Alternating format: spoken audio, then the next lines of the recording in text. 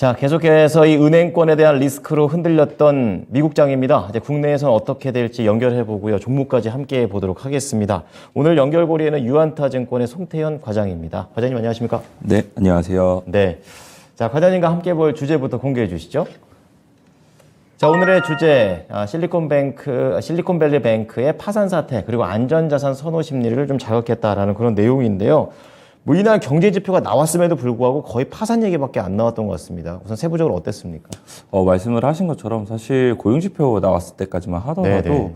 미국 증시 나쁘지는 않았어요. 뭐 고용지표가 워낙 우려감이 높았었기 때문에 네. 그런 부분에서 이보다 조금 더 나아지고 있다? 이러한 이제 이 컨센서스가 나오게 되면서 예. 상당히 이제 지수는 플러스권으로 이제 전환이 되기도 하는 이런 모습을 보였었는데 네. 결국은 이제 파산 관련돼서 시스템적인 리스크로 번지는 것이 아니냐? 뭐 이러한 이제 이슈가 나오게 되면서 네. 다시 한 번 더 하락 일로를 걸을 수밖에 없었다라고 보시면 될 것 같고요. 예. 오늘 뭐 일각에서는 뭐 블랙 먼데이다 뭐 이런 이야기도 상당히 많이 나오고 있기는 하지만 저는 한 중립 정도 의견을 드리고 싶고요. 생각보다는 뭐 그것이 그냥 막연한 두려움이 될 수도 있지 않을까라고 일단은 생각을 하고 있습니다. 그렇군요. 저도 그냥 미국에서 난 일이기 때문에 거기에서 국한되지 않을까? 약간 이런 생각도 했었는데 비슷한 의견이시네요. 자, 그러면 미국 노동부 쪽에서 이제 지표가 나왔습니다. 비교적 조금 개선됐다 정도인데 세부적으로 어땠습니까? 말씀을 하신 것처럼 뭐 아주 드라마틱하게 좋아지지는 않았어요. 쉽지 않은 것 같아요. 네, 1월 이제 비농업 고용 지수가 50만을 넘게 되면서 쇼크가 이제 일어났었잖아요. 그랬죠. 예. 뭐 쇼크는 아니죠. 원래 서프라이즈인데 그게 우리에게 받아들여지는 게 반대로 쇼크였을 해석이 뿐이지. 되는 거죠. 예. 비농업 고용이자 수가 이제 2월 달에 31만 1천 명이 나오게 예. 됩니다. 사실 월스트리트 저널에서는 22만 5천 명을 생각을 하고 있었는데 역시나 그보다는 높게 나온 수치였다라고 보시면 될 것 같은데 네. 시장은 이런 것보다는 50만에서 30만 원으로 일단 줄어들게 됐던 부분이 있었었고 그리고 실업률이 3.4%에서 3.6%로 이제 증가가 된 부분 그리고 이제 2월 시간당 평균 임금이 0.24%가 늘어나게 됐는데 네. 이 월스트리트저널에서는 0.4%가 늘어날 걸로 예상을 하고 있었거든요. 살짝 하회한 거죠, 그럼? 뭐 그만큼 임금 증가 속도가 준다는 것은 결국은 인플레이션에 대한 압력이 낮아질 수 있다는 것을 의미를 하게 될 테니까 그렇죠. 그런 부분이 네. 결국은 생각했던 것보다 고용 지표도 이제는 시차를 두면서 점점 압력이 약해지고 있구나라고 생각을 해볼 수 있는 것 같고 뭐 5월달 넘어가게 되면은 거기서부터는 다시 한 번 더 이제 이 미국 외에 있는 지역에서 이민자들이 들어올 수도 있는 이런 환경이 생길 수도 있기 때문에 네. 그런 부분이 들어오게 되면 뭐 당연히 이제 임금 가격은 확실히 낮아지지 않겠느냐라는 이러한 이제 관측이 나오고 있어서 그런 부분에서 시장은 조금이나마 긍정적으로 해석을 했다라고 보시면 될 것 같고요. 네. 뭐 관련돼서 이제 월가의 의견을 말씀을 드리게 되면은 시드 인베스트먼트에서는 이 2월 고용 지표에서는 그간 타이트했던 고용 시장이 차츰 완화가 되고 있다는 것을 이제 확인할 수 있었다라고 얘기를 했습니다. 3월 FOMC 회의에서 50bp 금리 인상이 단행되지 않고 25bp의 금리 인상이 다시 한 번 더 단행될 것이다. 라는 이러한 이제 인식이 더욱더 확산이 되기 시작을 했다라고 이야기를 했는데요. 네. 이때 당시에 이제 CME 패드 워치를 보게 되면은 25bp 인상의 확률이 62%까지 다시 한 번 더 늘어나게 되고요. 네. 50bp의 확률이 38%까지 이제 줄어들게 되면서 25bp로에 대한 이러한 힘이 더욱더 많은 부분 쏠려지고 있었다라고 보시면 될 것 같은데 결국 이거는 사실 뭐 장 마감한 이후에 다시 뒤바뀌는 이런 모습이 나오기는 했습니다만 결론은 그렇더라고요. 네, 그런 부분이 어쨌거나 이 관련된 고용 지표가 나왔을 때까지만 하더라도 그래도 25bp에 대한 불씨가 다시 한 번 더 많은 부분 커지고 있다라고 좀 보시면 될 것 같고요.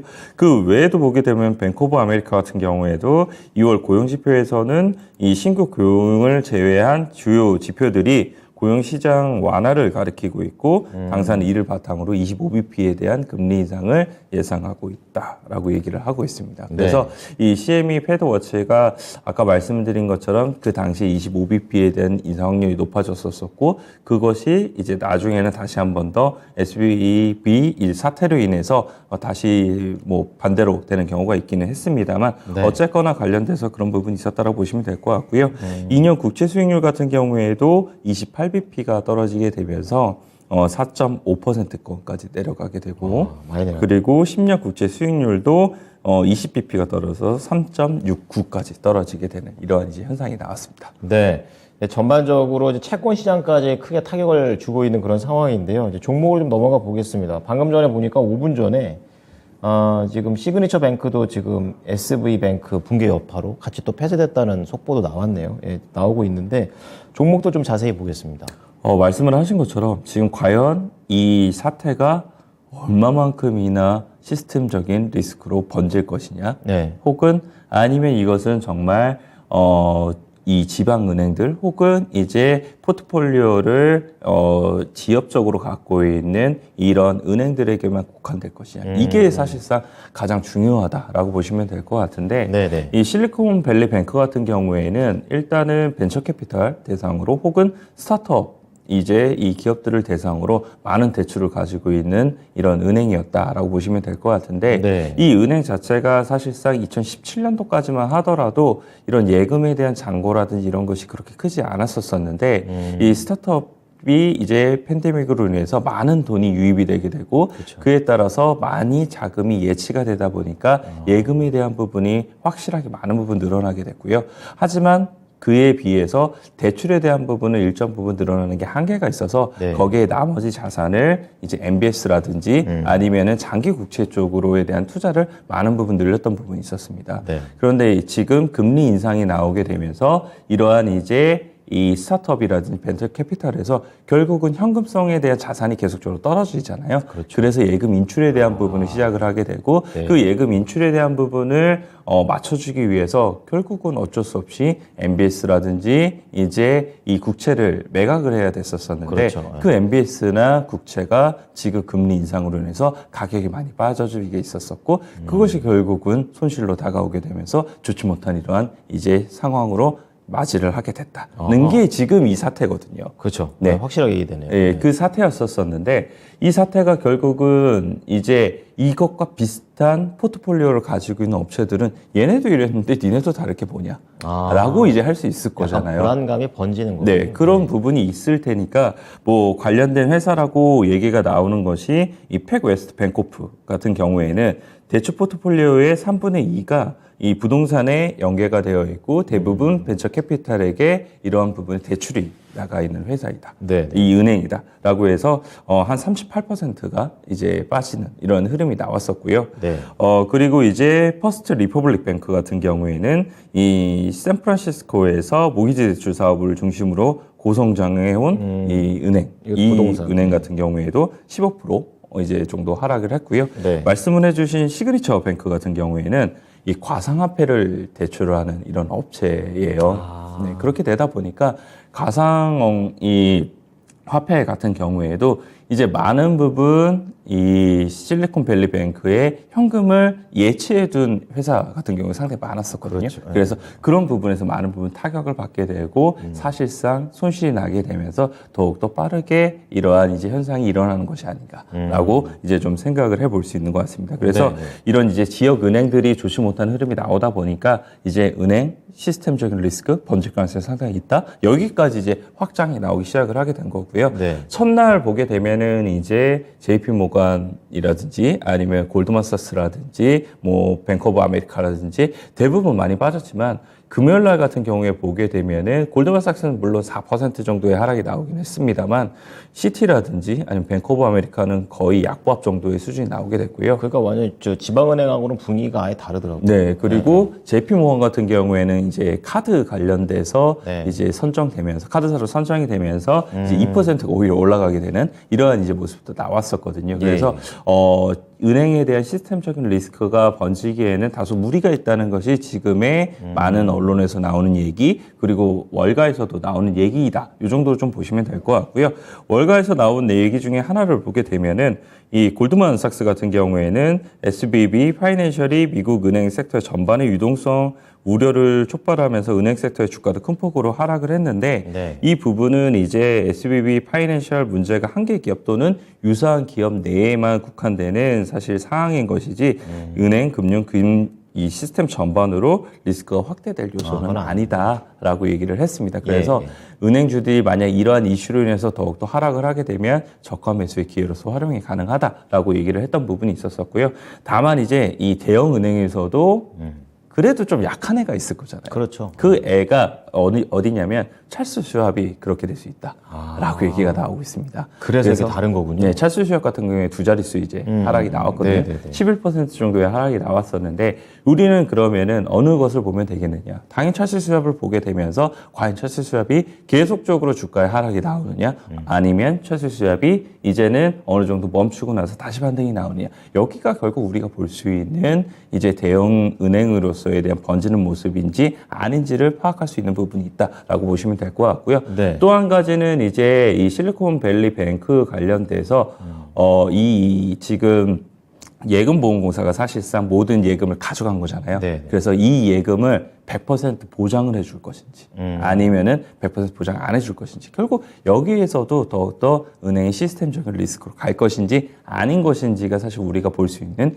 힌트가 될 수 있다라고 좀 보시면 될 것 같습니다. 그래서 이런 부분이 지금 있기 때문에 사실 더욱더 확대가 될 수 있다라고도 생각을 하시겠지만 저는 뭐 그 정도까지는 아니라고 생각을 하고 있고요. 어쨌거나 이런 이슈가 터졌었고 일단은 보수적인 관점에서 볼 때 어느 정도 이 해결이 되는 모습이 보이면 다시 한 번 더 주식 비중을 늘려야 되는 이런 부분이 필요하다라고 말씀드리도록 하겠습니다. 네, 또 이런 분위기 속에서 기술주라든지 반도체 관련된 종목들도 거의 더 하락을 하는 모습인데요. 좀 간략하게 들어보겠습니다. 네, 뭐 전반적으로 빅테크 같은 경우에 1% 남짓한 하락이 나왔다라고 보시면 될 것 같고요. 네. 그나마 빅테크 중에서 메타 정도가 이제 1% 물론 하락을 하기는 했지만 오펜하이머에서 긍정적인 의견이 좀 나왔던 부분이 있었습니다. 뭐라고 하나요? 이 비용에 대해서 계속적으로 감축이 이루어지고 있기 때문에 그런 부분에서 효율성에 대한 부분에 대해서 얘기를 하게 되고요. AI를 통해서 23년도, 24년도 관련돼서 광고 매출이 2%씩 증가가 나올 수가 있기 때문에 그런 부분은 결국은 실적 대비 뭐 지금 주가는 싸다. 뭐 이러한 관측이 나왔다라고 보시면 될 것 같습니다. 그래서 시장이 지금은 어쩔 수 없이 많은 리스크로 인해서 하락이 동반돼서 나오기는 했지만 만약에 시장이 조금 안정이 되는 모습이 나오게 되면 이런 기업들이 훨씬 더 좋게 움직일 수 있다라고 보시면 될 것 같고요. 뭐 필라델피아 반도체 지수 같은 경우에 1.9% 정도 하락이 나왔었는데 지금 CT에서 사실상 지금 HDD라는 저장 장치에 대한 가격이 상승하는 모습을 보이고 있다라고 얘기를 했습니다. 그게 뭘 시사하나요? 이에 따라서 이제 메모리 업황 같은 경우에는 낸드 메모리 가격이 2023년도 2분기에 이런 부분을 봤을 때 개선이 될 가능성이 상당히 높아 보인다라고 얘기를 하고 있는 거고요. 메모리 시장 전반적으로는 3분기 때 저점을 도달을 하게 될 거고 4분기 때 가게 되면은 반도체 장비 업체들 같은 경우에도 저점을 도달할 수 있다라고 얘기를 하고 있습니다. 그래서 뭐 당사에서는 넷리서치를 가장 뭐 탑픽으로 꼽고 있다라고 얘기를 하고 있는데 이런 부분이 결국 반도체 섹터 전반적으로 시간은 필요하기는 하지만 그 시간은 계속적으로 돌아가고 있고 1분기 실적의 저점만 확인을 하게 되면 그때부터는 반도체 섹터도 역시나 조금 더 공격적으로 매수를 국내에서도 진행해야 되지 않을까 이렇게 생각해 볼 수 있는 것 같습니다. 네. 자, 오늘은 바로 이 시간상 종목으로 바로 넘어가도록 하겠습니다. 아무래도 안전자산에 대한 그런 선호 현상들이 많았던 만큼 종목도 이 종목 선택하셨는데요. 함께 보시죠. 자, 오늘의 종목은 엘컴텍입니다. 좀 자세히 들어볼게요. 네, 금 가격이 사실 올랐어요. 뭐 아무래도 이 은행 관련된 시스템 리스크에 대한 이야기라든지 뭐 이런 부분에 불안 요소가 많다 보니까 돈의 가치가 사실상 이거 하락을 하는 거잖아요. 반대로 안전자산이 금인 이 가치가 상승을 하게 되면서 금 가격이 한 1.8% 정도 상승을 했다라고 보시면 될 것 같은데 이 엘컴텍 같은 경우에는 사실상 금광 관련된 부분이 있기는 하지만 그것과는 사실 무관하게 금 가격이 상승이 나올 때마다 사실 한 번씩 이 변동성을 가져왔던 종목이다라고 좀 보시면 될 것 같고요.